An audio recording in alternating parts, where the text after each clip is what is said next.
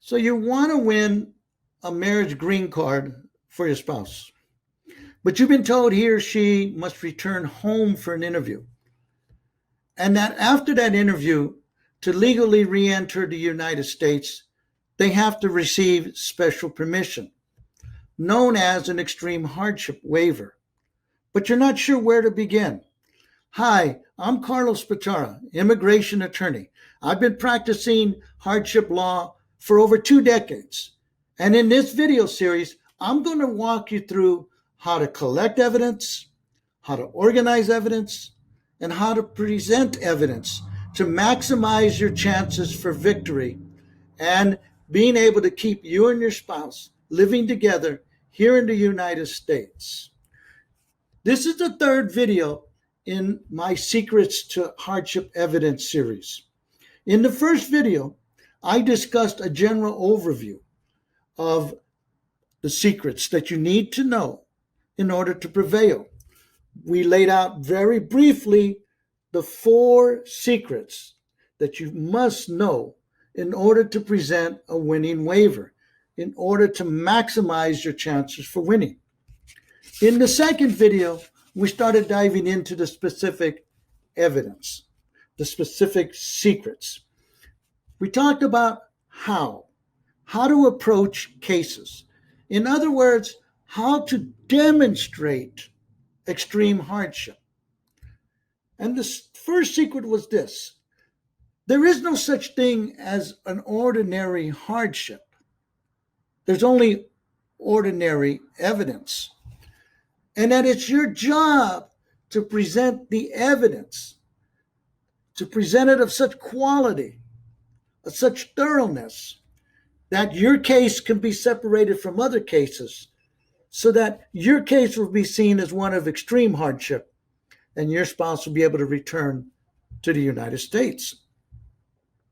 We also discussed the who. Who are the family members that count when it comes to extreme hardship? Who should you base your evidence upon?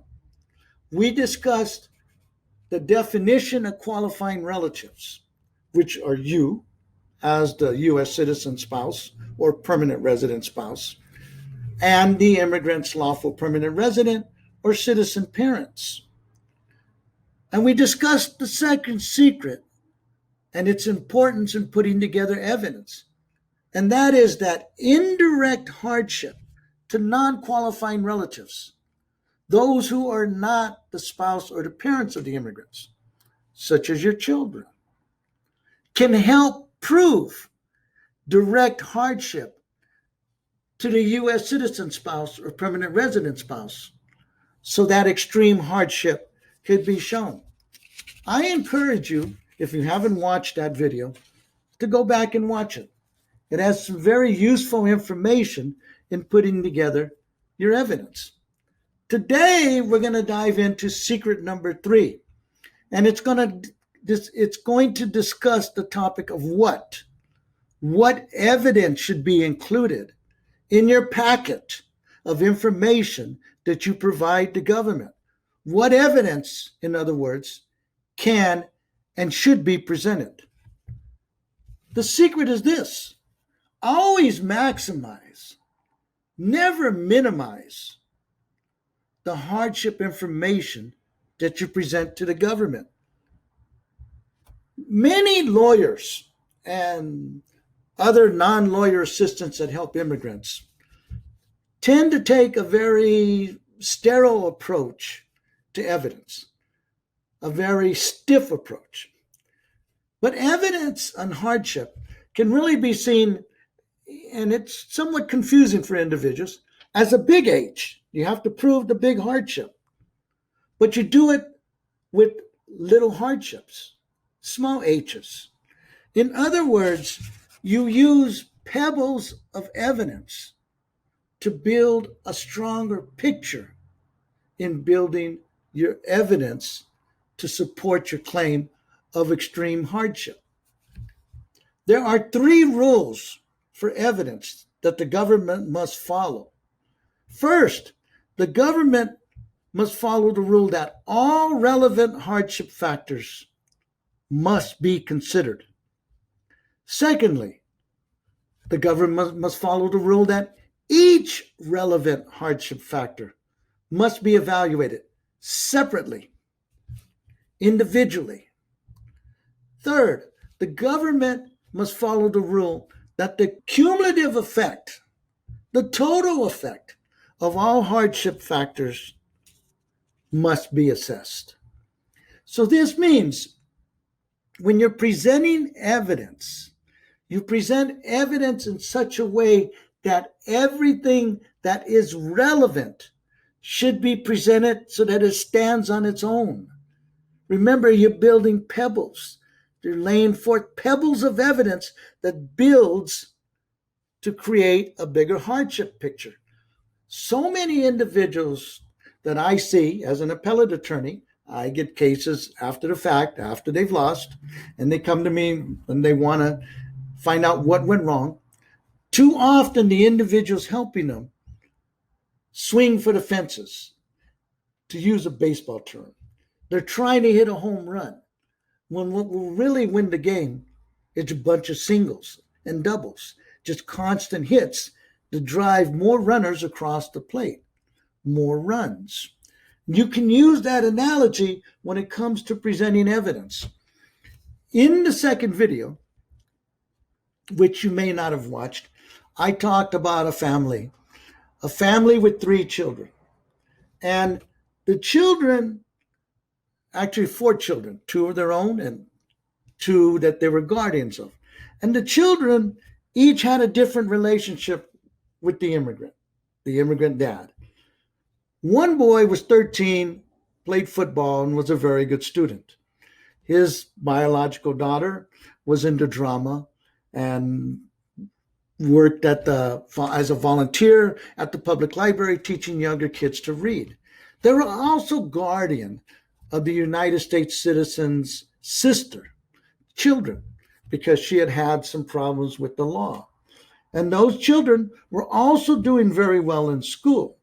They had originally had some psychological problems, but they had overcome that. And now they were both very good students and also involved in sports and extracurricular activities.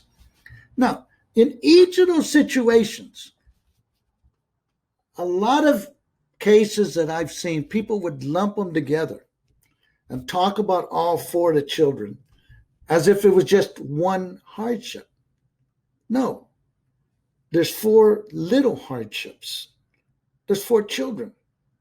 And each one should be considered individually.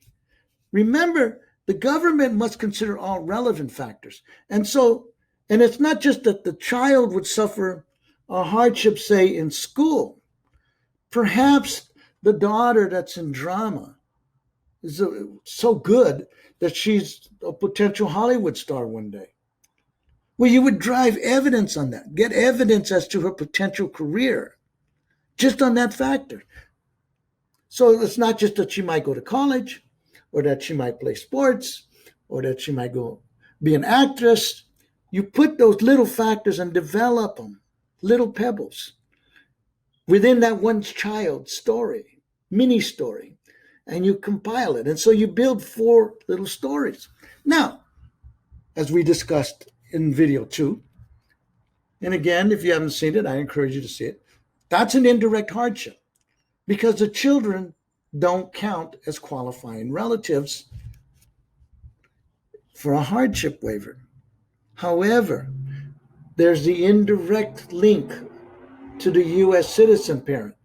If the father, the immigrant, who won't be allowed to come back in the United States, plays such a critical and important role in their lives that without him, they're going to crumble. They're going to psychologically crumble. There's going to be an effect of depression or anger or frustration and maybe a loss of motivation. That is going to come back and have an effect on the U.S. citizen parent. And so by presenting those little pebbles, you start to build this picture of the children. And you could have each child evaluated separately. by a psychologist or therapist as to their relationship with the immigrant and how the loss of that immigrant father figure is going to affect them. Remember, all relevant factors must be considered. Moreover, they must be considered specifically, individually, to that person. Then you put it all together. But you put it all together for the officer's review. But do not lump evidence together. Explain each hardship fully. So don't just lump it together, as I so often see in cases that fail, because the case is not fully developed.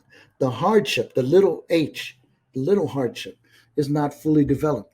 Don't do that. Make sure you're presenting a composite picture for the government officer or judge to review.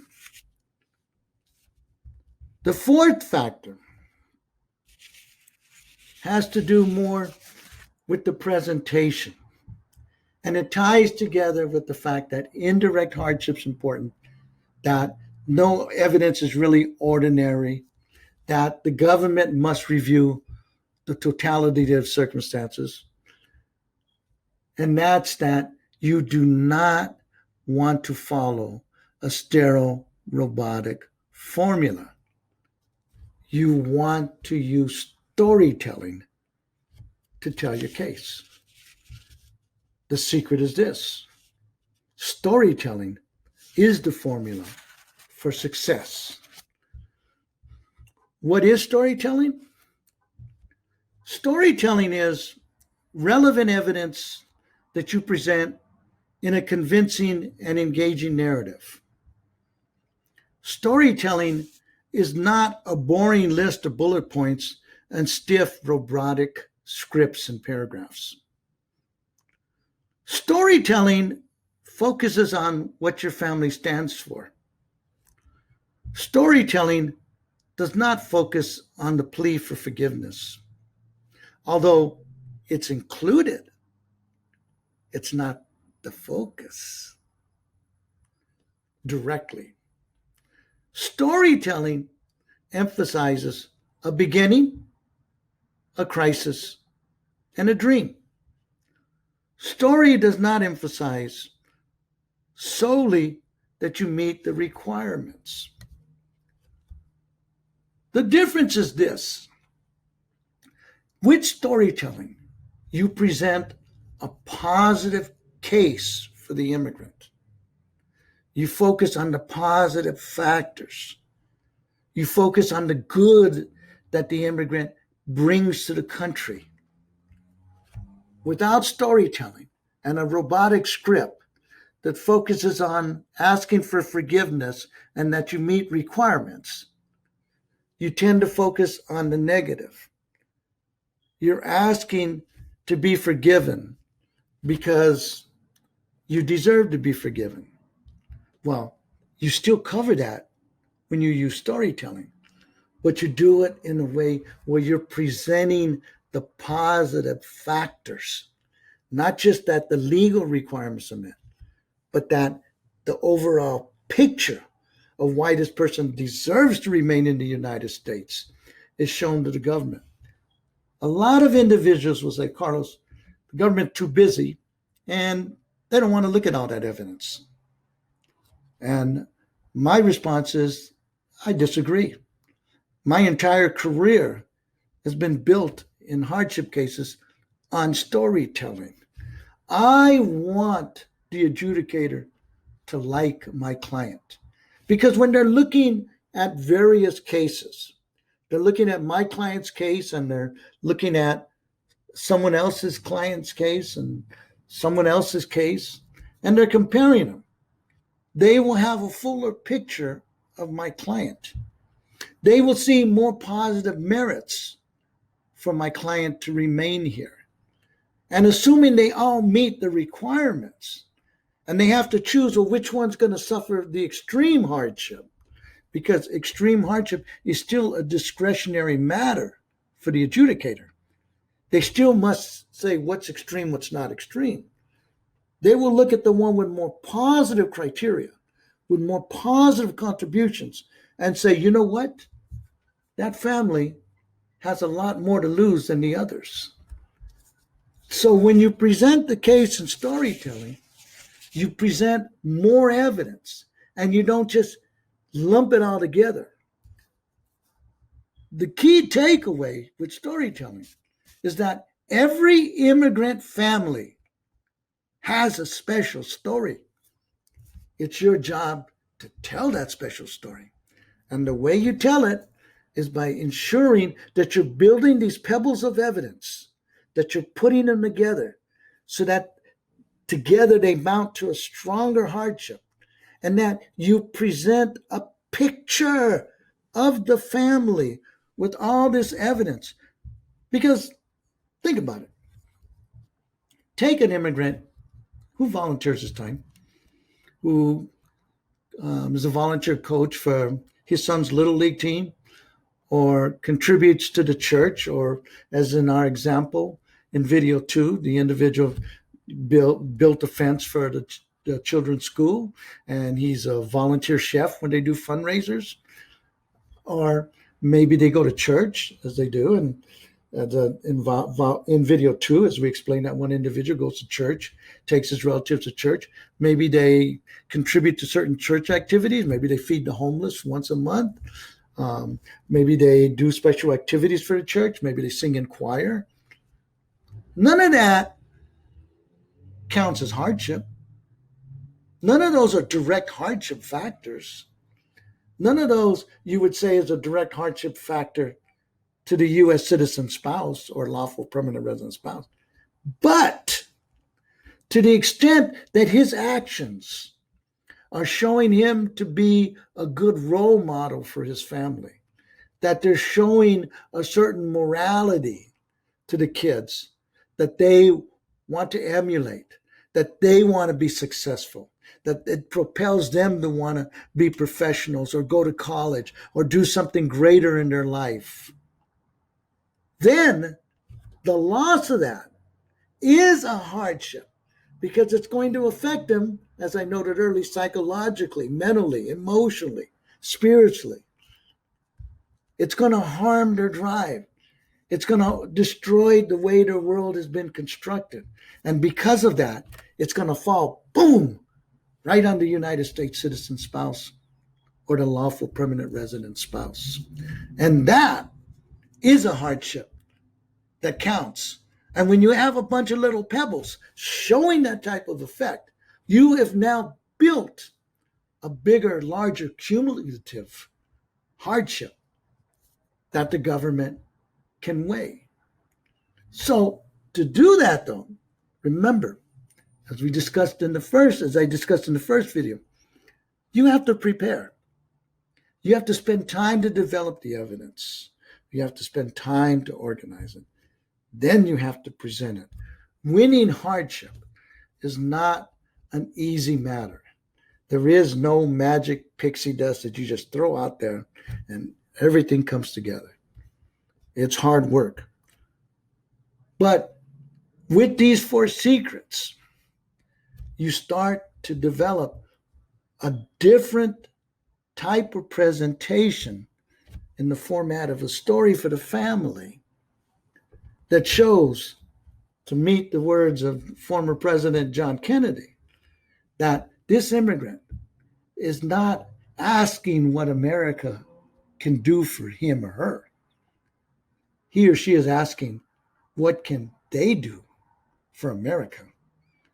And if their whole history shows that, what's an officer going to say?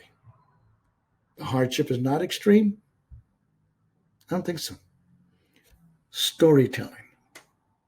Secret number 4. And perhaps the biggest secret. I encourage you to develop your evidence and tell your story. Tell it strongly. Tell it with quality evidence. tell it thoroughly. And if you do that, then good luck will be yours. Success will be yours. Take care.